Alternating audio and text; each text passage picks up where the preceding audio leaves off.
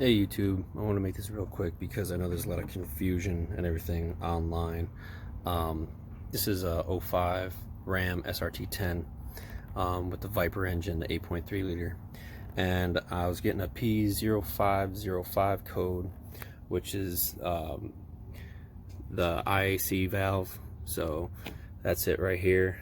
I got a new one just because I wanted to get a new one. The other one was still good, but it was really dingy. If you want to test these out, common problems with this is this valve itself. Can be the wiring, can be a vacuum leak, just a couple other things. But if you want to test it out for this one here, it has 4 pins on it.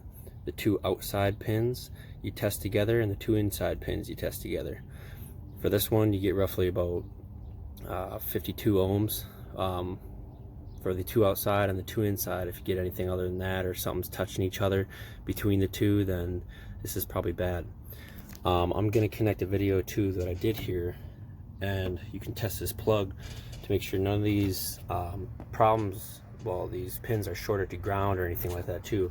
And that's what I had a problem with.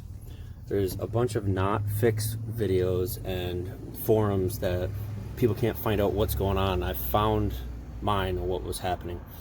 So in each one of these, I tested to ground, and also just for the heck of it, because I like on audio while I'm trying to figure out what's going on, is I put one lead into each pin and then touched it to the engine block to see if it was grounding out towards anything.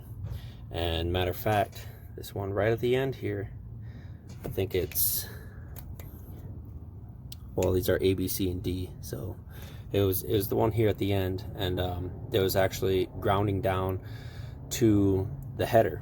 So back here, because this line goes straight from here to the IAC valve, which is idle air control valve, sorry, and then also it goes all the way to the PCM. That's it.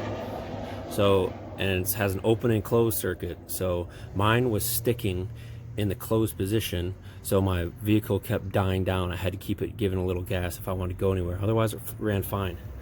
But right back here where this wire bundle runs right back by the headers, and you can see right back in here there's some heat shielding on there, but it burnt through it.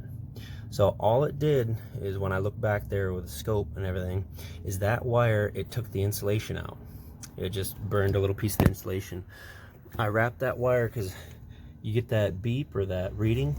Lift this bundle up, make it so it doesn't contact with that or anything else that you have back there, because if you have aftermarket headers on it, chances are these are going to shake down, everything's going to start resting on it, and it gets real hot in here. So tested these all out again, and that last one